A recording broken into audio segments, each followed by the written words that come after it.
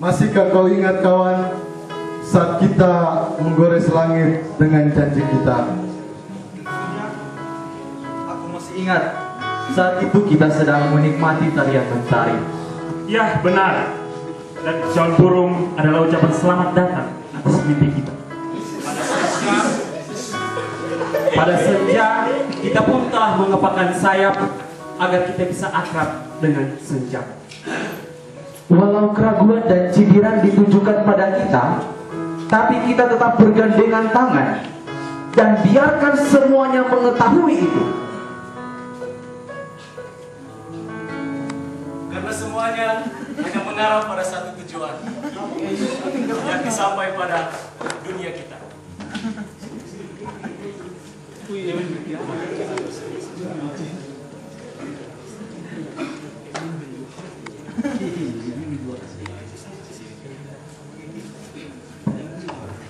Oh, ini tingkat.